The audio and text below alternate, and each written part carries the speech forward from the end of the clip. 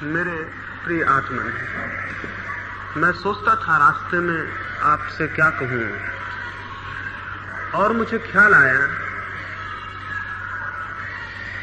कि उन थोड़ी सी बातों के संबंध में आपसे कहना उपयोग का होगा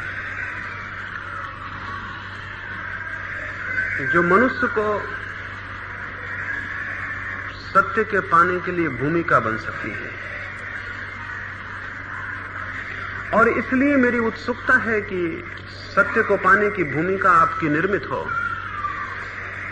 क्योंकि उसके बिना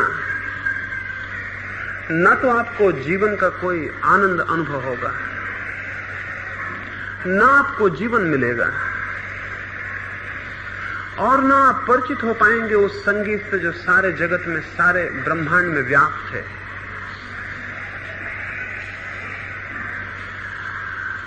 सत्य को पाए बिना कोई मनुष्य न तो शांति को पा सकता है और न धन्यता को पा सकता है।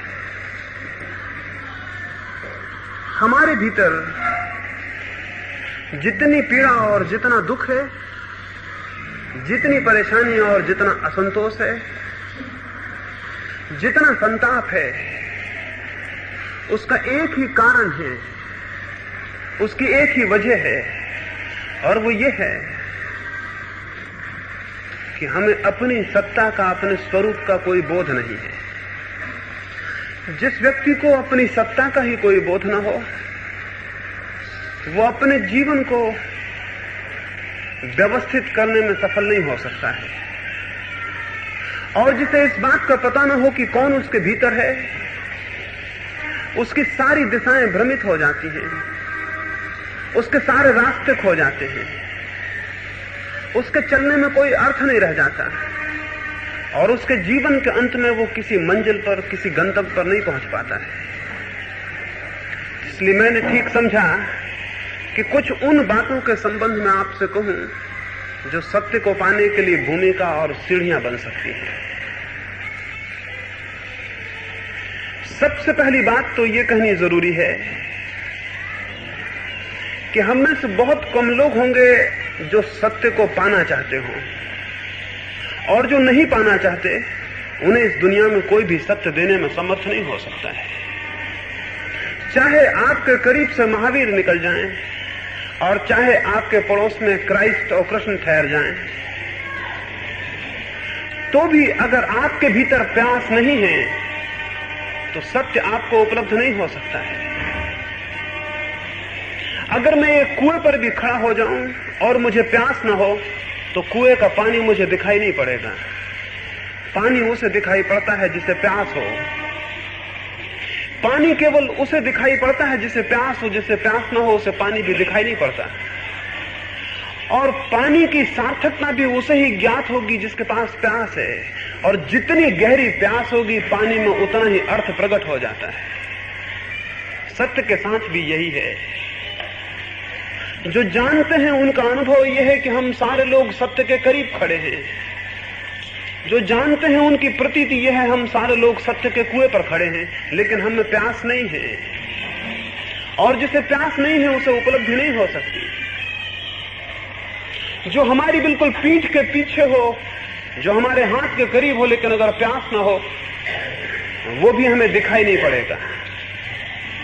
सत्य बहुत निकट है, सत्य से ज्यादा निकट और कोई बात नहीं हो सकती, लेकिन प्यास ना हो तो सत्य सबसे ज्यादा दूर हो जाता है। प्यास ना हो तो सत्य और हमारे बीच इतना बड़ा फासला हो जाता है जिसे पार करना मुश्किल है, और प्यास हो तो कोई फासला नहीं रह जाता। और अगर प्यास पूरी तरह पैदा हो जाए तो सत्य हाथ बढ़ाते ही उपलब्ध हो जाता है। एक गांव में जहां कोई 1000 लोग रहते थे, एक बहुत बड़े सदगुरु का निकलना हुआ था। उस गांव के एक व्यक्ति ने आके उनको कहा, आप इतने लोगों को सत्य के संबंध में समझाते हैं, इतने लोगों को मोक्ष के संबंध में बताते हैं, कितने लोगों को मोक्ष उपलब्ध हुआ है, कितने लोगों को सत्य मिला। उस फकीर ने कहा, एक काम करो, कल सुबह तुम आना और फिर हम उत्तर देंगे। वो कल सुबह आया। उस फकीर ने कहा, तुम गांव में जाओ और सारे लोगों से पूछना कि कौन व्यक्ति क्या चाहता है और एक फेहरिस्त बना के मेरे पास आ जाना। वो आदमी गांव में गया, 1000 लोग वहां रहते थे। उसने सुबह से सांझ तक एक एक आदमी को मिलकर पूछा कि तुम्हारी आकांक्षा क्या है, और सांझ को वो पूरी फेहरिस्त बना के आया। उस फकीर ने पूछा, इस फेहरिस्त में कोई आदमी सत्य को भी चाहता है? उसमें एक भी आदमी नहीं था जो सत्य को चाहता हो। धन को चाहने वाले थे, यश को चाहने वाले थे, पुत्र पुत्रियों को चाहने वाले थे, और सारे चाहने वाले थे। उन 1000 लोगों में से एक ने भी नहीं लिखा था कि मैं सत्य को चाहता हूं। तो उस फकीर ने कहा, अगर लोग सत्य को ना चाहते हो तो सत्य उन्हें दिया नहीं जा सकता है। सत्य किसी को भी दिया नहीं जा सकता है। स्मरण रखिए, मैं आपको पानी तो दे सकता हूं, लेकिन प्यास कैसे दूंगा? और पानी अगर दे भी दूं और प्यास ना हो तो उस पानी में अर्थ क्या होगा? तो दुनिया में बहुत लोगों ने, जिन्होंने जाना है, अपनी बात कही है, लेकिन उनकी बात पानी है। आप में प्यास हो तो उसमें अर्थ होगा, आप में प्यास ना हो तो व्यर्थ हो जाएगी। सत्य की जिज्ञासा में पहली शर्त है प्यास होनी चाहिए। और प्यास का पता कैसे चलेगा? अगर एक मरुस्थल में मुझे छोड़ दिया जाए, तो सूरज जोर से तपता हो और पानी कहीं दिखाई ना पड़ता हो और मैं प्यास से तड़पने लगूं, मैं प्यास से इतना व्याकुल हो जाऊं कि कोई आके मुझसे कहे कि हम पानी तो देते हैं, लेकिन पानी जीवन के मूल्य पर देंगे। हम पानी देंगे लेकिन बाद में जीवन ले लेंगे। तो मैं पानी लेना पसंद करूंगा या जीवन बचाना? मैं पानी ले लूंगा और जीवन खो दूंगा। प्यास तब पूरी होती है जब हम उसके लिए जीवन भी देने को तैयार हों। तो अकेली प्यास ही काफी नहीं है, इतनी प्यास कि हम उसके लिए सब कुछ देने को तैयार हों, तो सत्य उपलब्ध होता है। सत्य बहुत सस्ती बात नहीं है। असल में जीवन में जो भी महत्वपूर्ण है वो सस्ता नहीं हो सकता। और सत्य एक अर्थ में किसी भी मूल्य पर नहीं पाया जा सकता है सिवाय जीवन दिए। महावीर के समय में बिंबिसार नाम के राजा ने उनसे जाके कहा था, बिंबिसार ने महावीर को कहा, मैं सत्य को उपलब्ध करना चाहता हूं और आप जानते हैं मैंने दूर दूर तक की यात्राएं की हैं और दूर दूर तक मैंने विजय की पताकाएं फहरा दी हैं। जहां तक मुझे ख्याल जाता है वहां तक मेरा राज्य फैल गया है। तो आप मेरी शक्ति से तो परिचित ही होंगे। अब मैं सत्य भी पाना चाहता हूं। मैंने सुना है अकेली संपत्ति और अकेले राज्य के पालने से शांति नहीं मिलती, तो अब मैं सत्य भी पाना चाहता हूं। तो मुझे क्या देना होगा? सत्य पाने के लिए मुझे क्या देना होगा? महावीर ने कहा, तेरे ही गांव में एक अत्यंत साधारण मनुष्य रहता है, तू उसके पास जा और उस मनुष्य से कहना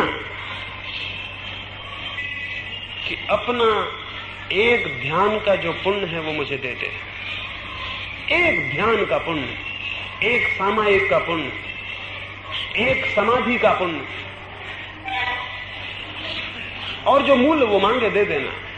वो बिंबिसार गया उस साधारण नागरिक से, उसने कहा, जो चाहते हो ले लो, मुझे तुम्हारे एक ध्यान का पुण्य चाहिए। वो बहुत हैरान हुआ। उसने कहा, बड़ी मुश्किल है, मैं अपने प्राण दे सकता हूं लेकिन अपना ध्यान नहीं दे सकता। इसलिए नहीं कि मैं नहीं देना चाहता, इसलिए कि देने का कोई उपाय नहीं है। मैं अपने प्राण दे सकता हूं लेकिन अपना ध्यान नहीं दे सकता। इसलिए नहीं कि नहीं देना चाहता, बल्कि इसलिए कि देने का कोई उपाय नहीं है। मैं आपको प्रेम तो कर सकता हूं लेकिन अपना प्रेम नहीं दे सकता। यानी मैं वो क्षमता नहीं दे सकता आपको कि आप प्रेम करने लगे। कोई व्यक्ति अपने आनंद की ज्योति तो आपके ऊपर फेंक सकता है, लेकिन अपना आनंद नहीं दे सकता कि आप आनंदित हो जाएं। दिया आपको प्रकाशित तो कर सकता है, लेकिन आपके भीतर जाके दिया नहीं बन सकता। कुछ है जो नहीं दिया जा सकता, और जो नहीं दिया जा सकता वही मूल्यवान है। जो दिया जा सकता है वो 2 कौड़ी का है। इस जगत में 2 ही तरह की चीजें हैं। एक वे चीजें हैं जो दी जा सकती हैं, जो बाजार में बेची जा सकती हैं, जिनको खरीदा जा सकता है, जिनको बेचा जा सकता है, जिनका कोई मूल्य निर्धारित हो सकता है। कमोडिटीज, सामग्रियां हैं, वस्तुएं हैं। और एक और तरह की भी चीजें हैं जिनका कोई बाजार नहीं हो सकता, जिनको दिया नहीं जा सकता, जिनको बांटा नहीं जा सकता, जिनको खरीदा नहीं जा सकता। बस 2 ही तरह की चीजें हैं दुनिया में। जो पहली तरह की चीजों में अपने जीवन को गंवा देता है वो बिल्कुल व्यर्थ गंवा देता है। जो दूसरी तरह की चीजों को पैदा करने में लगा है वो संपदा को उपलब्ध होगा, वो संपत्ति को उपलब्ध होगा, उसे कुछ मिलेगा, उसे कोई आधार मिलेगा और कोई आनंद और कोई आलोक उपलब्ध होगा। पहली तरह की चीजों को हम वस्तुएं कहते हैं, दूसरी तरह की चीजों को हम अनुभूतियां कहते हैं। धर्म का संबंध वस्तुओं से नहीं, अनुभूतियों से है। धर्म का संबंध अनुभूतियों से है। अनुभूतियां भी कमाई जाती हैं। और उस छोटे से साधक ने बिंबिसार को कहा, मैं अपने प्राण दे दूं लेकिन अपनी अनुभूति कैसे दूं? तो महावीर से ही जाके पूछना कि उसका क्या मूल्य है, मैं मूल्य कैसे बताऊं? बिंबिसार वापस लौट गया। उसे समझ में आया, उसे ख्याल में आया कुछ बातें ऐसी हैं जो शक्ति से उपलब्ध नहीं हो सकती।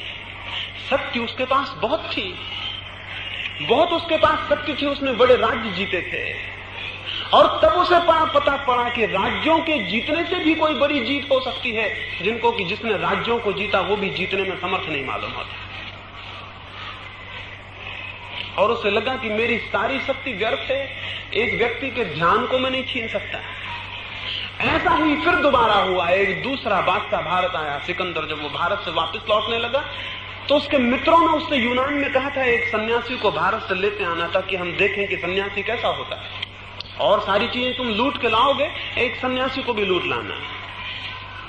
सिकंदर जब सारी लूट का सामान लेकर लौटने लगा और सैकड़ों मील उसका काफिला था, जिसमें जो भी बहुमूल्य उसे भारत में दिखाई दिया उसे वो लाद के ले जा रहा था, तब अंतिम सीमा को उसे याद आया एक सन्यासी रह गया। सन्यासी का कोई ख्याल नहीं आया। उसने गांव के लोगों को बुला के पूछा, यहां कोई आसपास सन्यासी है? मैं उसे अपने साथ ले जाना चाहता हूं।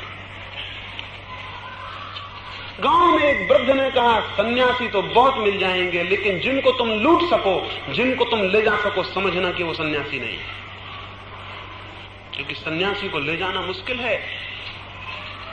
सिकंदर बोला, तुम्हें मेरी ताकत का पता नहीं। मैं अगर हिमालय को कहूं कि चलो तो हिमालय को मेरे साथ चलना होगा। अगर मैं इस पूरे मुल्क को कहूं कि चलो यूनान, तो इस पूरे मुल्क को एक कोने से दूसरे कोने तक चलना होगा। वो वृद्ध हंसने लगा। उसने कहा, तुम्हें सन्यासी का पता नहीं, अभी तुमने वो चीजें जीती हैं जो हार जाती हैं, अभी तुम्हें उस आदमी से मुकाबला नहीं हुआ जो हार जानता ही नहीं। खैर खोज की गई और थोड़े ही फासले पर एक पहाड़ और नदी के किनारे एक सन्यासी का पता चला जो वर्षों से वहां था। सिकंदर ने अपने सिपाही भेजे। उन सिपाहियों ने जाकर उस साधु को कहा, महान सिकंदर की आज्ञा है कि हमारे साथ चलो यूनान, बहुत सुख सुविधा तुम्हें देंगे, कोई अड़चन ना होगी, कोई किसी तरह की तुम्हें परेशानी ना होगी, शाही मेहमान तुम रहोगे। वो सन्यासी बोला,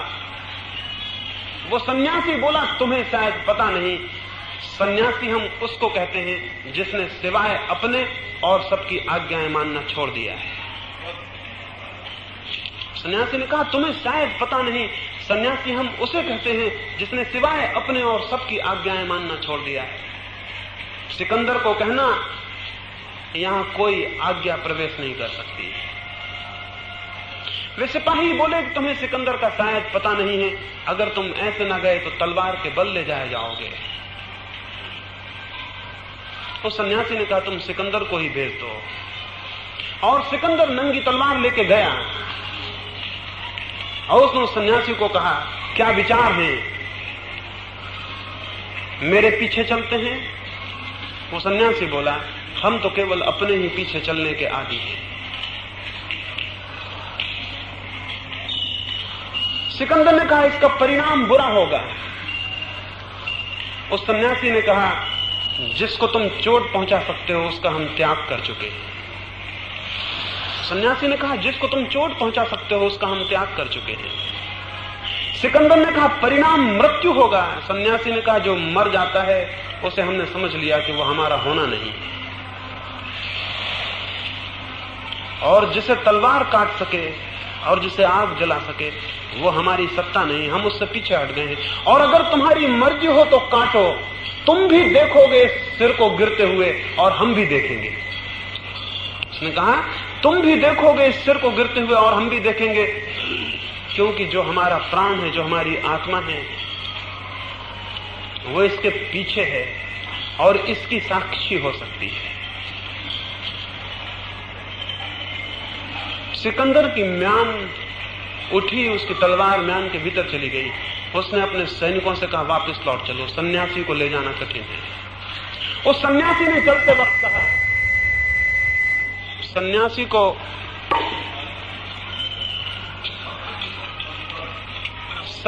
को मार डालना तो आसान है, सन्यासी को जीतना संभव नहीं है। सिकंदर जब वापस पहुंचा, उसके मित्रों ने पूछा, सन्यासी को लाए हैं? वो बोला, सारा संसार ला सकता था, सन्यासी को लाने की बात मत कहो। और एक जगह एक साधारण नंगे फकीर के पास जाके पता चला कि मेरी सारी शक्ति 2 कौड़ी की है। ऐसा ही बिंबिसार को पता चला उस दिन कि उसकी सारी शक्ति व्यर्थ है।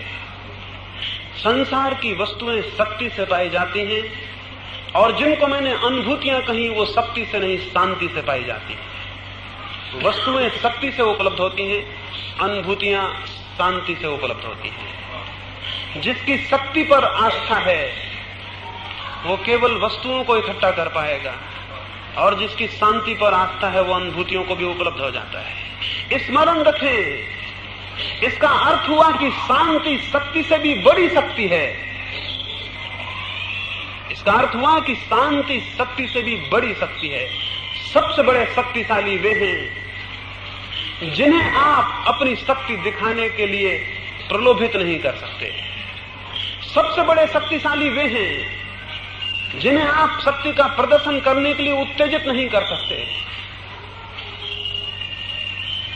सबसे बड़े शक्तिशाली वे हैं जो उस सीमा तक शांत हो गए हैं तो उन्हें अशांत करने का उपाय संसार के हाथ में कोई भी नहीं रह जाता है। शांति अद्भुत शक्ति है, एक बहुत दूसरे लोक की शक्ति है, और शांति भूमिका है सत्य को पाने की। जो शांत नहीं है वो सत्य को नहीं पा सकता है। तो पहली बात है सत्य को पाने की प्यास चाहिए। दूसरी बात है सत्य को पाने के लिए शक्ति की निष्ठा छोड़कर शांति की श्रद्धा उत्पन्न होनी चाहिए। शक्ति की निष्ठा हम सबके भीतर है। वासनाएं शक्ति मांगती हैं, आत्मा शांति मांगती है। और जो जितना शक्ति को जुटाने में लगा है वो स्मरण रखे, वो उतना ही आत्मा से दूर होता चला जाए। और जो जितना शांति को जुटाता है वो उतना ही आत्मा के करीब आने लगता है। शांति कैसे जुटाई जा सकती है, शांति कैसे पैदा हो सकती है, शांति के पैदा करने के कोई 4 सूत्र मैं आपसे कहना चाहूंगा। जो व्यक्ति शांत होना चाहता हो, जो उस अद्भुत शक्ति को उत्पन्न करना चाहता हो जिसको मैं शांति कह रहा हूं, जिसे अनुभूतियों के जगत में प्रवेश करना हो वस्तुओं के जगत को छोड़कर, जिसके जीवन में वस्तुओं की कामना छोड़कर अनुभूतियों की कामना उत्पन्न हो गई हो, जिसकी वासना ने बाहर की दौड़ छोड़कर भीतर का रुख अपना लिया हो। आज सांझ को मैं लेटा था और कुछ मित्र मेरे पास थे, उनको मैं एक कहानी कहा, एक अद्भुत कहानी उनको मैं कहता था, वो मुझे स्मरण आई। एक बहुत बड़े मुसलमान बादशाह के पास एक व्यक्ति ने जाकर, उसके एक मित्र ने जाकर कहा, मुझे आपका एक घोड़ा चाहिए। उस राजा ने अपने अस्तबल में जाके कहा, सबसे जो बढ़िया घोड़ा है वो मैं तुम्हें देता हूं, वो जो पीला घोड़ा है उसे तुम ले लो, उसे ले जाओ। वो आदमी बोला, उस घोड़े को ले जाने में मैं समर्थ नहीं हूं, उस घोड़े के बाबत मैंने सुन रखा है, वो घोड़ा बहुत खतरनाक है, क्योंकि जब उस पर कोई सवार बैठता है तो वो घोड़ा उल्टा चलता है, वो पीछे की तरफ भागता है, ऐसे घोड़े पर बैठ के कोई कहीं भी नहीं पहुंच सकता। और राजा बोला जो समझदार हैं वो इस घोड़े पे भी बैठ के वहां पहुंच जाएंगे जहां पहुंचना चाहते हैं। उस आदमी ने कहा लेकिन कैसे? उस राजा ने कहा वे अपने घर की तरफ घोड़े की पूंछ कर लेंगे, उन्हें जहां जाना है वे वहां घोड़े की पूंछ कर लेंगे और पहुंच जाएंगे। ये मैं इसलिए कह रहा हूं, मनुष्य के भीतर जो वासना है वो वही घोड़ा है जो उल्टा भागता है, जहां आप जाना चाहते हैं उससे उल्टा जाता है। लेकिन जो समझदार हैं वो वासना को उल्टा कर लेते हैं और उसकी पूंछ आत्मा की तरफ कर लेते हैं। शक्ति की जो खोज है ये उस घोड़े का मुंह गंतव्य की तरफ रखना है, और शांति की जो खोज है घोड़े को उल्टा कर लेना है। जो लोग वस्तुओं की खोज और तलाश में लगे हैं वे अगर उसी खोज और तलाश को अनुभूतियों की दिशा में परिवर्तित कर दें, उनका जीवन बदल जाएगा। वे साधारण मनुष्य से परिमित होकर असाधारण दिव्य जीवन में परिणित हो जाएंगे। तब वे पार्थिव न रह के भागवत हो जाएंगे। तब वे पदार्थों की दुनिया के हिस्से न होकर आत्मा की दुनिया के, आत्मा के जगत के हिस्से हो जाएंगे। ये 4 सूत्रों से संभव हो सकता है। उन 4 सूत्रों को मैं आपसे कहूं। पहला सूत्र है उस व्यक्ति के लिए जो शांत होना चाहता है, और वे सूत्र वही हैं कि अगर उनके विपरीत उपयोग करें तो वही सूत्र शक्ति के स्रोत हो जाएंगे। जिस व्यक्ति को शक्ति पानी है उसका सूत्र है अहंकार पूर्ण जीवन। जो व्यक्ति शक्ति की खोज कर रहा है उसे अपनी अहंता को जगाना होगा। उसकी जितनी अहंता प्रकट होगी, जितना ईगो, जितना दंभ प्रगाढ़ होगा, उतनी शक्ति को वो इकट्ठा कर सकेगा। अगर किसी व्यक्ति को शक्ति खोजनी है तो उसे अहंकार का पोषण करना होगा और सोए अहंकार को जगाना होगा। जितना तीव्र अहंकार होगा उतनी शक्ति के जगत में विजय की जा सकती है। इसलिए जो बड़े अहंकारी थे इतिहास उन्हें बड़ा विजेता कहता है। इसलिए जो बड़े अहंकारी थे इतिहास उन्हें यशस्वी कहता है। इसलिए जो बड़े अहंकारी थे वो बड़े पदों पर पहुंचे, बड़ी प्रतिष्ठा पर, बड़े राज्यों पर। लेकिन अहंकार की दौड़ का खतरा एक ही है, अहंकार मृत्यु के सामने गल जाता और नष्ट हो जाता है। और मृत्यु सारी खोल को उघाड़ के रख देती है कि शक्ति की दौड़ व्यर्थ हो गई, क्योंकि मृत्यु अहंकार को ही छीन लेती है। जिस अहंकार के केंद्र पर सारी शक्तियां इकट्ठी होती हैं वे उस केंद्र के टूटते ही विलीन हो जाती है। इसलिए जितना शक्तिशाली मनुष्य होगा उतना ही मृत्यु से डरता है। इसलिए जितने बड़े पद पर कोई व्यक्ति होगा उतना ही मृत्यु से भयभीत होता है। जितनी उसकी अहंता का विस्तार होगा उतनी ही मृत्यु का भय गहरा उसके भीतर हो जाता है। इसके विपरीत जो शांति का खोजी है उसे निरअहंकार चर्या को उत्पन्न करना होता है। उसे अपने भीतर अहंकार के जितने भी रूप पल्लवित होते हों उन्हें पानी देना बंद कर देना होता है, और जो बीज अंकुरित होते हैं उन्हें रोशनी देना बंद कर देना होता है। उसे अपने भीतर स्पष्ट बोध रखना होता है कि चर्या अहंकार के प्रगाढ़ करने का माध्यम ना बन जाए, और हम इस तरह ना जिए कि हमारा अहंकार निरंतर प्रगाढ़ से प्रगाढ़ होता जाए। उसे अहंकार को छीन और विलीन करना होता है। अहंकार पूर्ण चर्या शक्ति की दिशा में ले जाती है, अहंकार शून्य चर्या शांति की दिशा में। जो शांति के लिए उत्सुक है उन्हें अहंकार को छोड़ने के लिए राजी होना होता है। और क्या मैं आपसे कहूं, अहंकार से बड़ी क्या कोई अशांति है? क्या अहंकार से बड़ी कोई अशांति है? अपने भीतर खोजें, उठने में, बैठने में, जागने में देखें, क्या अहंकार से गहरी कोई अशांति है? तो वहां दिखाई पड़ेगा जितना अहंकार है उतनी ही अशांति है। जितना अहंकार तीव्र है उतनी तीव्र अशांति है। जो निरअहंकारी है उन्हें अशांत होने का कारण ही विलीन हो जाता है। बुद्ध एक गांव से निकले थे, कुछ लोगों ने उन्हें आके गालियां दी, अपमान किया। जब वे गालियां दे चुके और अपमान कर चुके तो बुद्ध ने कहा, मित्रों क्या मैं जाऊं? मुझे दूसरे गांव पहुंचना है। क्या तुम्हारी बात पूरी हो गई? क्या तुम ये तो ना समझोगे कि मैंने तुम्हारी बात नहीं सुनी और जल्दी चला गया? उन लोगों ने कहा, क्या आप पागल हैं? ये बातें ना थी, हमने गालियां दी हैं और अपमान किया है। बुद्ध ने कहा, जिस दिन से अहंकार गया तुम गाली दो लेकिन मुझको लगना मुश्किल है। क्योंकि जहां लगती थी वो तुम नहीं लगा सकते थे, वो मेरा अहंकार था जो लगाता था। गाली फेंकना तुम्हारे हाथ में है, उस गाली का पड़ना मेरे ऊपर, मेरे हाथ में है। मेरे पास वो केंद्र तो चाहिए जहां वो चुभ जाए। वो केंद्र अहंकार है जहां सारे जगत की गालियां चुभ जाती हैं, जहां सारे जगत के अपमान चुभ जाते हैं। वो स्थल तो मेरे पास चाहिए। बुद्ध ने कहा क्षमा करें, तुम बहुत गलत आदमी को गाली देने आ गए, बिल्कुल अग्राहक को, नॉन रिसेप्टिव आदमी के पास आ गए। तुमने समय व्यर्थ खोया। और अब भूल मत करना है ऐसी गाली देनी हो तो उसे देना जो गाली लेता हो। बुद्ध ने कहा 10-12 वर्ष हुए, हम गाली लेने में असमर्थ हो गए, बहुत दुखी हैं और क्षमा चाहते हैं, इतना समय तुम्हारा व्यर्थ खराब किया। और हमें जल्दी कहीं पहुंचना है, इसलिए अब इस बातचीत में ज्यादा भी नहीं पड़ सकते। जिसे कहीं पहुंचना हो वो व्यर्थ की बात में ज्यादा नहीं पड़ सकता है। तो बुद्ध ने कहा आज्ञा दें कि मैं जाऊं, और स्मरण रखें आगे ऐसे गलत आदमी को गाली मत देना। वो जो अहंकार का केंद्र है, वो जो स्थल है, वो जो मैं का भाव है, वो सारी अशांति का कारण है। और जितनी अशांति होती है आदमी में, उतना ही वो शक्ति का इच्छुक होता है, क्योंकि शक्ति से वो अशांति की कमी को भरना चाहता है। शक्ति से वो शांति की कमी को भरना चाहता है। वो ये धोखा देना चाहता है अपने को कि मेरी शांति नहीं है, कोई हर्ज नहीं, मेरे पास शक्ति है, और शक्ति से मैं सप्लीमेंट कर लूंगा, पूर्ति कर लूंगा उस शांति की जो कि नहीं है। लेकिन ये पूर्ति नहीं हो सकती। परमात्मा के जगत में कोई धोखा नहीं चल सकता है। अनुभूतियों के जगत में कोई धोखा नहीं दिया जा सकता। हम धोखा दूसरे को दे सकते हैं, अपने को धोखा देने का कोई उपाय आज तक ईजाद नहीं हो सका है। वहां 2 और 2 4 ही होते हैं, वहां 2 और 2 के 5 या 3 होने का कोई रास्ता नहीं है।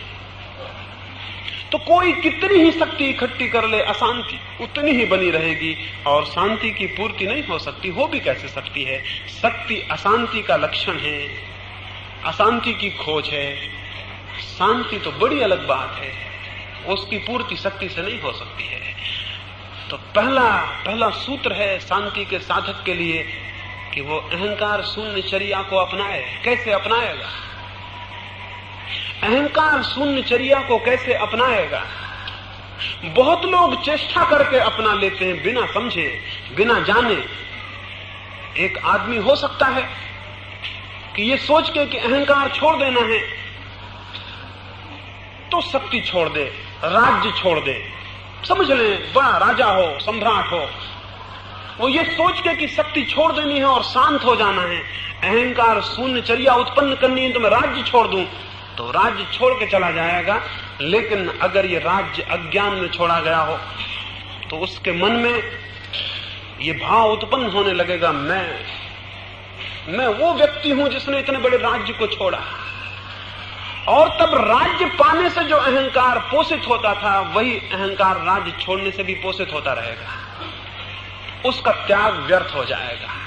अज्ञान में किया गया त्याग कचरे में फेंके गए हीरे की तरह है, उसका कोई मतलब नहीं है। अज्ञान में किया गया त्याग कोई अर्थ नहीं रखता, क्योंकि जिस चीज की पूर्ति भोग से होती थी, उसी चीज की पूर्ति त्याग से होने लगती है। मैंने सुना है एक मुसलमान फकीर एक बादशाह के साथ बचपन में मित्र था और एक ही मदरसे में वो पढ़े। बादशाह बड़ा हुआ, वो राजा के पद पर बैठा और वो फकीर हो गया दूसरा मित्र। उसकी बड़ी ख्याति फैली, वो नग्न रहने लगा, उसने सब वस्त्र छोड़ दिए, उसने सारी वस्तुएं छोड़ दी। दूर दूर तक हजारों लोग उसके पैरों में सिर झुकाने लगे। खबरों ने, हवाओं में उसकी खबरें उड़ गई और उसकी सुगंध अनेक अनेक देशों तक पहुंच गई। फिर वो राजधानी में आया। राजा ने सोचा मेरा मित्र आता है, तो उसके स्वागत की व्यवस्था की, सारे नगर को सजाया फूलों से और दियों से, और रास्तों पर कालीन बिछाए ताकि वो अपने फकीर मित्र का स्वागत कर सके। रास्ते में फकीर को खबर मिली राजा अपनी धन दौलत दिखाने के लिए आयोजन कर रहा है, और वो राजा तुम्हारा मित्र तुम्हें हतप्रभ करना चाहता है कि तुम्हें दिखा दे कि तुम क्या हो। आखिर एक नंगे फकीर और मैं क्या हूं, ये भी तुम देख लो। वो फकीर बोला ऐसा है तो हम भी दिखा देंगे कि हम क्या हैं। और जिस संध्या उसका आगमन हुआ, सारी राजधानी सजी थी। राजा स्वयं उसे लेने गया था। उसके सारे सेनापति और सारे दरबारी लेने गए थे। बहुमूल्य कालीन उस मार्ग पर बिछाए गए थे, शाही स्वागत था। वो नंगा फकीर आया और लोग देख के हैरान हुए। अभी तो कोई वर्षा भी ना थी, लेकिन उसके पैर घुटनों तक कीचड़ से भरे थे। वो उन बहुमूल्य कालीनों पर कीचड़ भरे पैर चलने लगा। जब वो महल की सीढ़ियां चढ़ता था तो राजा ने पूछा, क्या मैं ये पूछने की धृष्टता करूं कि ये इतने पैर कीचड़ से कैसे भिड़ गए? अभी तो कोई वर्षा के दिन नहीं और कहीं रास्ते खराब नहीं है, ये इतने पैर कीचड़ से कैसे भर गए? वो फकीर बोला, तुम अपनी अमीरी दिखाना चाहते हो, रास्ते पर कालीन बिछा के, हम अपनी फकीरी दिखाते हैं कालीनों पर कीचड़ भरे पैर चल के। वो राजा बोला, तब तो मुझ में और तुम में कोई अंतर नहीं। मैं सोचता था कि तुम बदल गए होगे, हम पुराने ही मित्र हैं, कोई बदलाहट नहीं हुई। वो अहंकार वहीं के वहीं बैठा हुआ है। एक नंगे से नंगे फकीर में अहंकार उतनी हो सकता है, इसलिए कोई इस धोखे में न रहे कि शक्ति को मात्र छोड़ देने से निरअहकार हो जाएगा। निरअहकार तो वो होगा जिसकी शक्ति ज्ञान से विसर्जित होती है, जो ज्ञान से छोड़ता है। ज्ञान से अहंकार कैसे छूटेगा? ज्ञान से अहंकार छूटता है और अकेले ज्ञान से छूटता है। कभी ये विचार आपने नहीं किया होगा कि यह आपके भीतर जो मैं की तरह बोलता है क्या है? ये कौन है जो मैं है? ये सच में कोई इकाई है या एक झूठा बोध है? ये बिल्कुल झूठा बोध है, इसकी कोई इकाई नहीं है। कभी एकांत में आंख बंद करके भीतर उसे खोजें जो मैं है, आपको मैं का कोई स्वर सुनाई नहीं पड़ेगा। मैं का स्वर इसलिए सुनाई पड़ता है कि निरंतर समाज में घिरे रहने से और निरंतर भाषा के द्वारा मैं का उपयोग करने से और निरंतर तू का उपयोग करने से और निरंतर दूसरे मैं, दूसरी इगोज, दूसरे अहंकारों के बीच घिरे रहने से आपको भी लगता है मैं हूं। बचपन से एक नाम दे दिया जाता है और इस जगत में सबसे बड़ा खतरा उसी से हो जाता है। हर आदमी को एक नाम दे दिया जाता है, जबकि किसी आदमी का कोई नाम नहीं है। नाम मनुष्य की सबसे खतरनाक ईजादों में से एक है। उसके बिना नहीं चल सकता था, इसलिए करनी पड़ी, लेकिन किसी आदमी का कोई नाम नहीं है। स्मरण रखें, नाम बिल्कुल झूठी बात है। और अगर कोई आपसे आपका नाम छीन ले तो क्या आपको पता चलेगा? मैं, आपका मैं आधा टूट जाएगा। मेरे पास एक वृद्ध आते थे, उन्होंने कुछ मेरे पास आके ध्यान की साधना शुरू की। 8-10 दिन बाद वो नहीं आए। मैं पूछवाया कि क्या हुआ। मैं उनके घर गया कि क्या बात हो गई। वे मुझसे बोले कि कृपा करके आप मेरे घर ना आए और ना मैं आपके घर आऊंगा, अपना संबंध समाप्त हुआ। मैं बोला क्या दिक्कत हो गई, क्या अड़चन हो गई? वे बोले कि आपके उस प्रयोग को करने से बहुत खतरा हुआ। एक रात में उस प्रयोग को करके उठा और मुझे अपना नाम भूल गया और मैं बहुत घबराने लगा।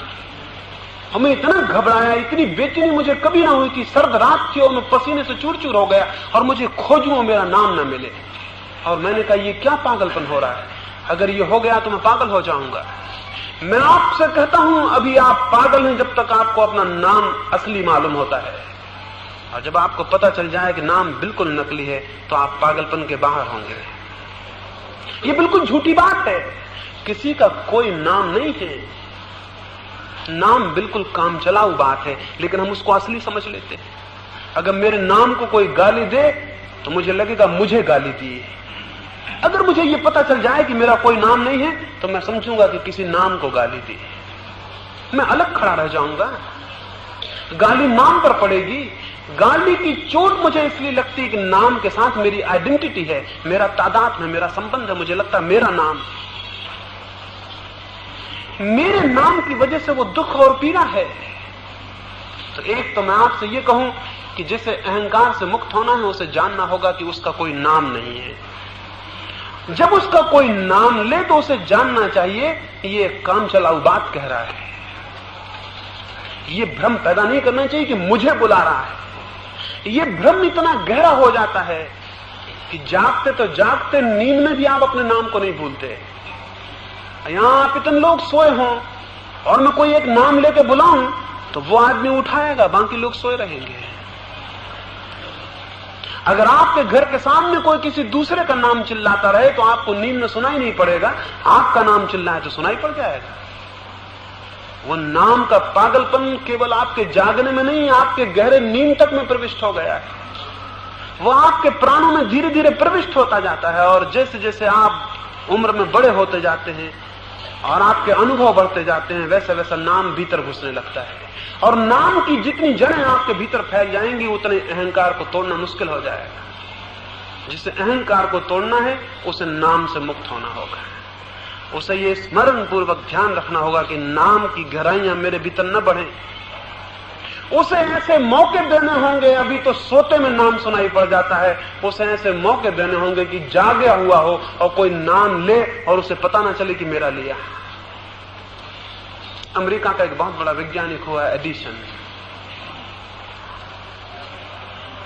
पहले महायुद्ध में वहां कुछ राशन की व्यवस्था करनी पड़ी अमेरिका में। एडिसन तब बहुत गरीब आदमी था, उसके पास नौकर भी नहीं थे, और उसके घर में उसके और जो साथी थे वो बीमार था कोई साथी, तो उसे खुद राशन लेने दुकान पे जाना पड़ा। उसने अपना कार्ड तो जमा करवा दिया, फिर जब उसका नंबर आया तो वहां से चिल्लाया गया, थॉमस अल्वा एडिसन कौन है? तो वो खड़ा रहा। तो लोगों ने कहा कि कौन है ये एडिसन, बोलते क्यों नहीं? लाइन के आगे वो ही खड़ा था, तो शक तो ये हो कि यही आदमी होना चाहिए। और वो एडिसन इधर उधर देखने लगा कि पता नहीं किसको बुलाते हैं। पीछे एक आदमी ने कहा, ये कैसा पागल आदमी है जो सामने खड़ा है, यही आदमी एडिसन है, मैं इसके पड़ोस में रहता हूं। एडिसन बोला, ठीक याद दिलाया, 20-25 साल से काम न पड़ने से नाम की कुछ ख्याल नहीं रही। ये होना चाहिए। सोते में अभी याद आ जाता है, जागने में भी भूल जाना चाहिए। तो 20-25 साल से मेरे माँ बाप को मरे बहुत दिन हो गए, उसने कहा, तो मुझे कोई एडिसन कह के बुलाता नहीं। मेरे पास विद्यार्थी होते हैं, वो मुझे एडिसन कहते नहीं। कोई मौका नहीं आया 20-25 साल से। अपने अकेले कमरे में बैठा काम करता रहता हूं, इसलिए भूल गया, क्षमा करें। ये आदमी ठीक ही कहता होगा, क्योंकि कोई और जवाब भी नहीं देता है और मैं सामने हूं, ये जरूर नाम मेरा ही होना चाहिए। ये हमें पागल मालूम होगा, ये मुझे पागल नहीं मालूम होता। ऐसे आदमी में अहंकार मुश्किल है, ऐसे आदमी में दंभ का बोध मुश्किल है। तो नाम के प्रति जाग जाना चाहिए, एक बात। दूसरी बात ये स्मरण रखनी चाहिए कि जब हम अपने को मैं कहते हैं, हम अपने को एक इकाई, एक एंटाइटी मान लेते हैं, हम एक टुकड़ा मान लेते हैं। इस जगत में कोई चीज टूटी हुई नहीं है। मैं एक फूल से आपको परिचय कराऊं, एक फूल के पास ले जाऊं और आप कहें ये फूल बहुत सुंदर है, और आप उस फूल को प्रेम करने लगे, तो मैं आपसे कहूंगा, क्या सिर्फ फूल को ही प्रेम करिएगा, उस डाल को नहीं जो फूल के पीछे है? अगर आपका प्रेम सच्चा है और फूल आपको सुंदर मालूम हो रहा है, तो फूल में थोड़ा प्रवेश करिए। तो फूल कोई अकेला थोड़ी है, फूल के भीतर घुसेंगे तो डाल मिलेगी। डाल ना हो तो फूल नहीं हो सकता, और डाल के भीतर प्रविष्ट होंगे तो वृक्ष मिलेगा। वृक्ष ना हो तो डाल नहीं हो सकती, और वृक्ष में भीतर प्रविष्ट होंगे तो अदृश्य जड़ें मिलेंगी जो दिखाई नहीं पड़ती, वो ना हो तो वृक्ष नहीं हो सकता। और अगर जड़ों में भी भीतर प्रविष्ट हो जाएं तो भूमि मिलेगी, प्रकाश मिलेगा, सूर्य मिलेगा, आकाश मिलेगा। और तब पता चलेगा कि उस फूल के भीतर सूरज मौजूद है, और तब पता चलेगा उस फूल के भीतर सारी पृथ्वी मौजूद है, और तब पता चलेगा उस फूल के भीतर सारा ब्रह्मांड मौजूद है। उस फूल को जो इकाई समझता है वो नासमझ है, और जो अपने को भी इकाई समझ लेता है वो भी नासमझ है। ये सारा का सारा जगत एक छोटे से बिंदु पर भी पूरा का पूरा स्पंदित हो रहा है। एक छोटे से प्राण में भी ये सारा जगत स्पंदित हो रहा है। ये असंभव है कि मेरे इस छोटे से प्राण में इस पूरे जगत का हाथ ना हो। मैं कहने का हक मुझे कहां रह जाता है? अगर कहीं कोई परमात्मा है तो उसे छोड़ के मैं कहने का और कोई अधिकारी नहीं। और जो मैं कहता है वो सबसे बड़ा कुफ्र, सबसे बड़ा पाप करता है। एक फकीर एक गांव से एक दफा गुजरा, उसका एक मित्र फकीर उस गांव में रहता था। उसने सोचा कि चलूं और उससे मिलता चलूं, लेकिन रात आधी हो गई थी। उसने सोचा पता नहीं वो जागता हो या ना, फिर भी उसने चाहा कि देख लूं, अगर कोई एक आध दिया उसके घर में जला होगा तो द्वार खटखटा लूंगा, अन्यथा लौट आऊंगा। तो अपने रास्ते को छोड़ के गांव के भीतर गया। आधी रात होती थी उस फकीर के जिसके झोपड़े में वो गया। एक खिड़की पर रोशनी पड़ती थी अंदर से। उसने जाके उसको खटखटाया। भीतर से पूछा गया कौन है। वो तो पुराने मित्र थे। उसने सोचा पूरा क्या कहना है, इतने कहने से पहचान लिया जाऊंगा। उसने कहा मैं हूं। इतने कहने से पहचान लिया जाऊंगा, आवाज से पहचान लिया जाऊंगा। लेकिन इसके बाद भीतर से फिर कोई आवाज ना आई। उसने दोबारा खटखटाया, लेकिन फिर कोई आवाज ना आई। उसने तीसरी बार खटखटाया और ऐसा लगने लगा जिससे वो घर में कोई है ही नहीं। वो बहुत हैरान हुआ।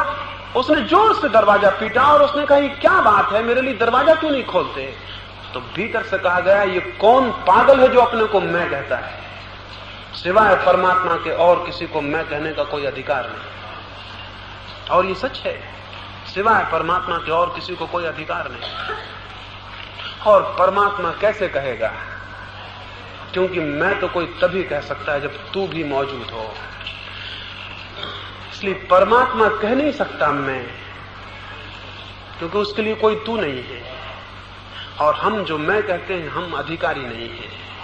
तो अपने भीतर इस बात को अनुभव करें कि सारा जगत, सारा ब्रह्मांड स्पंदित हो रहा है। ये श्वास मेरी आती है ना आए तो बात खत्म। ये सूरज रोशनी मुझ में ढालता है न ढाले खत्म। वैज्ञानिक कहते हैं 4000 वर्ष बाद जमीन पर कोई नहीं रह सकेगा, क्योंकि सूरज ठंडा हो जाएगा। वो रोज अपनी गर्मी बांटता जा रहा है, 4000 वर्ष में ठंडा हो जाएगा, फिर आप नहीं रह सकेंगे। मतलब सूरज आपके भीतर जिंदा है। सूरज नहीं तो आप भी गए और डूब गए।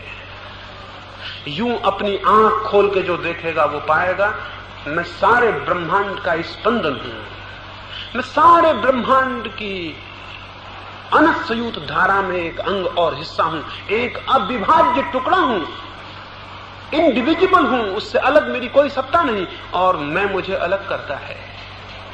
ये मैं झूठा है जो अलग करता हो। इस जगत में कुछ भी अलग अलग नहीं है, सब जुड़ा है और सब इकट्ठा है। ये सारा जगत एक टोटलिटी है, एक समग्रता है। उस समग्रता को अनुभव करना धर्म का अनुभव है और अपने को अलग अनुभव करना अधर्म का अनुभव है। सारा अधर्म इससे पैदा होता है कि मैं अलग हूं।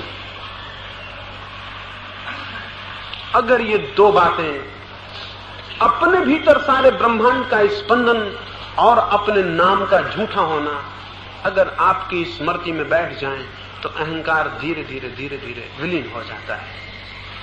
और तब जो चर्या पैदा होती है, तब जो आचरण होता है, वो अहंकार शून्य हो जाता है। तो एक तो सूत्र मैंने कहा अहंकार शून्य चर्या। दूसरा सूत्र है जीवन में अपरिग्रह का बोध। मैंने कहा जो जितनी शक्ति को इकट्ठा करता है वो उतना ही सत्य से दूर हो जाता है। शक्ति को इकट्ठा करना परिग्रह है और शक्ति को इकट्ठा न करने की जो बोध मन स्थिति है वो अपरिग्रह है।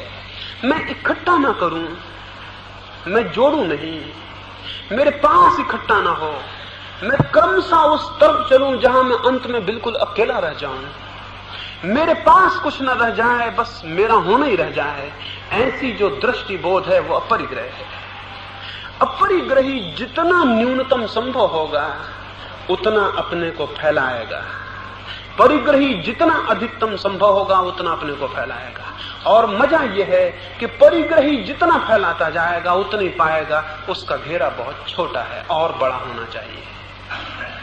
और अपरिग्रही जितना घेरे को छोटा करता जाएगा उतना ही पाएगा घेरा अभी बहुत बड़ा है और थोड़ा छोटा कर लूं। और बड़े मजे की बात है कि परिग्रही को हमेशा घेरा छोटा दिखाई पड़ेगा, इसलिए वो दुखी होगा, और अपरिग्रही को हमेशा घेरा बड़ा दिखाई पड़ेगा, इसलिए वो हमेशा सुखी होगा। तो इतना बड़ा घेरा मेरे पास है। गांधी जी जेल में बंद थे और सरदार पटेल भी उनके साथ बंद थे। गांधी जी उन दोनों 10 छुहारे रोज फुला के सुबह नाश्ते में लेते थे। पटेल ने सोचा 10 छुहारों में भी कोई नाश्ता होता होगा, इतने से क्या होगा। पटेल को फुलाना पड़ता था, उन्होंने एक रात 15 छुहारे फुला दिए और उन्होंने सोचा 10 और 15 में क्या फर्क पड़ता, कौन गिनती करता है। और गांधी जी के इस हड्डी हड्डी शरीर में थोड़ा ज्यादा भोजन पहुंचे तो अच्छा है, और फिर कौन हिसाब रखेगा। सुबह जब गांधी जी खाने लगे, उन्होंने कहा छुहारे कुछ ज्यादा मालूम होते, वैसे ही मैं बहुत ज्यादा लेता रहा हूं, ये इतने ज्यादा कैसे। पटेल ने कहा कि कुछ नहीं, कोई ज्यादा नहीं है, 10 की जगह 15 फुला दिए, 10 और 15 में कोई फर्क होता है। गांधी जी ने कहा तूने अद्भुत बात कही, अगर 10 और 15 में कोई फर्क नहीं होता तो 5 और 10 में भी कोई फर्क नहीं होगा, आज से हम 5 ही ले लेंगे। ये अपरिग्रही की दृष्टि और बोध है। यूं अपरिग्रही अपनी सीमा को कम करता चला जाता है और एक दिन उसकी सीमा विलीन हो जाती, इतनी कम हो जाती, जिस दिन सीमा विलीन हो जाती उसी दिन वो असीम से जुड़ जाता है। अपरिग्रही सीमा को कम करते करते एक दिन समाप्त कर देता है और असीम से जुड़ जाता है, और परिग्रही असीम सीमा को खींचने की कोशिश में बड़ी से बड़ी सीमा खींचता है और छोटा होता चला जाता है, क्योंकि हर सीमा उसे छोटी लगने लगती है। ये बड़ी अद्भुत बात है। जिसकी जितनी बड़ी सीमा होगी वो उतनी छोटा आदमी होता है, और जिसकी कोई सीमा नहीं होती उसकी विराटता का मुकाबला नहीं, उससे बड़ा आदमी नहीं होता। तो दूसरी बात है, जिसे शांति को साधना हो उसे अपरिग्रह की बोध को रखना होगा। जीवन की प्रत्येक चरण में उठते बैठते सोते जागते उसे देखना होगा कि हर सीमा छोटी होती चली जाए और हर सीमा उसे बड़ी दिखाई पड़नी चाहिए, तब वो उसे छोटा करेगा। एक दिन जब कोई सीमा नहीं रह जाती और अपरिग्रह पूर्ण हो जाता है तो शांति के बड़े गहरे आधार रख दिए जाते हैं। परिग्रह अशांति है, अपरिग्रह शांति हो जाता है। तो दूसरा सूत्र है जीवन में अपरिग्रह का बोध। तीसरा सूत्र है अहिंसा की दृष्टि। वो व्यक्ति जिसके पास अहिंसा की दृष्टि न हो अपने हाथ से अशांति को रोज आमंत्रण देता है। वो व्यक्ति जिसके पास अहिंसा की दृष्टि हो 24 घंटे शांति को आमंत्रण देता है। क्यों? हिंसा का अर्थ है हम जगत के प्रति दुख भेज रहे हैं, और ये असंभव है कि जो व्यक्ति जगत के प्रति दुख भेज रहा हो जगत उसे दुख न भेजे। ये कैसे संभव है कि मैं दुख बांटूं और फिर दुख मुझे उपलब्ध ना हो? ये कैसे संभव है कि मैं दुख के बीज बोऊं और दुख की फसल ना काटूं? तो मैं तो एक एक आदमी को फुटकर फुटकर थोड़ा थोड़ा दुख दूंगा, लेकिन वो सारे लोग मिलकर जब मुझे दुख देंगे तो मुझे तो बहुत भारी दुख को सहना पड़ेगा। तो एक व्यक्ति जितना दुख दे सकता है उससे अनंत गुना उसे वापस मिलता है। जिसे शांति को साधना है उसे जानना होगा वो इस जगत में किसी को दुख न दे, क्योंकि दुख दुख को बुला लाता है, और जो आनंद को वितरित करता है वो आनंद को बुला लेता है। हिंसा का अर्थ है दुख को बांटने की दृष्टि। हिंसा का अर्थ है दूसरे के दुख में सुख लेने का भाव।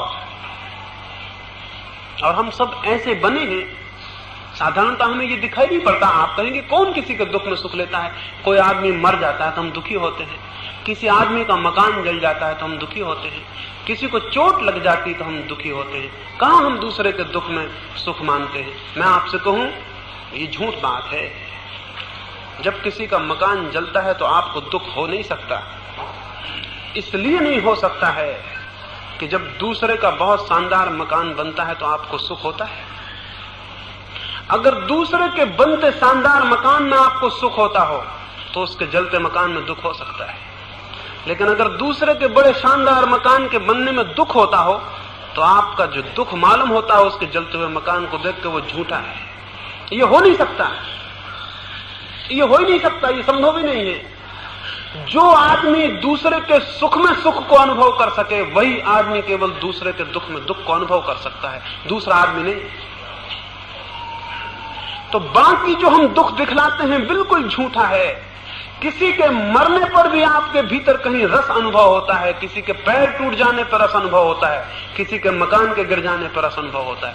रास्ते पे एक आदमी गिर पड़ता है, लोग खड़े होकर हंसने लगते हैं। जो लोग एक आदमी के गिरने पर किसी का पैर फिसल गया और कोई गिर गया, जो लोग खड़े होकर हंस रहे हैं ये वे लोग हैं जिन्हें कल मौका मिले तो किसी का पैर पकड़ के गिरा के हंसेंगे। तो मुश्किल है कि ना गिराएं, क्योंकि अगर किसी के गिरने में हंसी आ रही है तो फिर गिराना दूसरा ही चरण है, कोई दिक्कत की बात नहीं है। एक यात्री अरब से गुजरता था, एक नगर के चौरस्ते पर उसने एक अत्यंत गरीब लड़के को, एक अत्यंत दयनीय लड़के को, एक अत्यंत सूखी हड्डियों वाले लड़के को एक बड़ा भारी ठेला गाड़ी खींचते हुए देखा। उसे देख के उसका दिल दुखी हो गया। वो गाड़ी उसे संभल भी नहीं रही थी। चौगड्डे पे काफी भीड़ भाड़ थी, बहुत ट्रैफिक था और वो लड़का मुश्किल से खींच रहा था। सिपाही ने उसको जोर का एक चांटा मारा, वो लड़का गिर पड़ा, उसकी गाड़ी भी उलट गई और लोगों ने भी उसे लातें मारी और उसे रास्ते के किनारे कर दिया कि बदतमीज बीच में सब गड़बड़ कर रहा है। उस यात्री ने अपनी डायरी में लिखा, वो मैं पढ़ता था, मुझे उसके वचन बड़े अद्भुत लगे। उसने लिखा, उस दिन मैं पहचान गया यही लोग हैं जिन्होंने क्राइस्ट को सूली दी होगी। उसने कहा कि यही लोग हैं, मैं पहचान गया यही लोग हैं जिन्होंने क्राइस्ट को सूली दी होगी, यही लोग हैं जिन्होंने सुकरात को जहर पिलाया होगा, यही लोग हैं जिनसे जमीन परेशान और दिक्कत में है। इस सारी जमीन उन लोगों से परेशान है जिनकी दृष्टि हिंसा की है। और ये अगर होता कि सारी दुनिया ही परेशान होती तो भी कोई हर्ज न था। मैं कहता हिंसा करो। सारी दुनिया जब परेशान होती है तो सारी परेशानी आप पर लौटने लगती है। आपके हित में है अहिंसा, हिंसा आपके अहित में है। दूसरों के अहित में भर होती तो मैं आपसे न कहता कि फिक्र मत करो, आपके ही अहित में है। हिंसा स्वयं का अहित है। हिंसा घूम के अपने को दुख देना है, क्योंकि वो दुख लौट आता है। और अहिंसा हित है, अहिंसा अपने को आनंद देना है, क्योंकि जब हम दूसरे को आनंद बांटते हैं तो वो लौट आता है। तो जो व्यक्ति शांति की तलाश में चला है उसे स्मरण रखना होगा, उसकी चर्या से हिंसा क्षीण हो, उसके द्वारा किसी के मार्ग पर कांटे न डाले जाएं। अब बन सके तो वो किसी के मार्ग पर 2 फूल जरूर डाले। और फूल डालना बड़ा आसान है, कांटे डालना बड़ा कठिन है। और कांटे डालने में कोई भी आनंद नहीं है और फूल डालने में बहुत आनंद है। एक दफा डालना सीखे तो उस आनंद का पता पड़ना शुरू होता है। तीसरा सूत्र में कहता हूं अहिंसा बोध, और चौथा सूत्र है शांति के साधक को अस्पर्श भावना। वो सारे जगत के बीच रहते हुए निरंतर अनुभव करे कि मैं दूर और अलग हूं, कोई चीज मुझे स्पर्श नहीं करती है। जब कोई गाली दे तो वो चुपचाप खड़े होकर देखे कि गाली आई, मेरे आर पार निकल गई, मुझे उसने स्पर्श नहीं किया। जब कोई सुख आए तो वो अनुभव करे सुख आया और निकल गया, उसने मुझे स्पर्श नहीं किया। वैसे ही जैसे मैं यहां बैठा हूं और अभी इस कक्ष में प्रकाश है और फिर प्रकाश को बुझा दिया जाए और इस कक्ष में अंधकार आ जाए, तो मैं क्या समझूंगा? मैं समझूंगा थोड़ी देर पहले मुझे प्रकाश घेरे हुए था, अब मुझे अंधकार घेरे हुए। लेकिन मैं दोनों से ही कहां छू रहा हूं? मतलब दोनों में से कौन मेरे भीतर प्रविष्ट हो रहा है? न प्रकाश मेरे भीतर प्रविष्ट होता है, न अंधकार मेरे भीतर प्रविष्ट होता है। मैं तो अछूता खड़ा हुआ हूं। इस कमरे में प्रकाश आता और जाता है और मैं तो अछूता हूं। प्रकाश मुझे घेरता है, अंधकार मुझे घेरता है, लेकिन छूता कहां है? उसका स्पर्श मुझे कहां हो रहा है?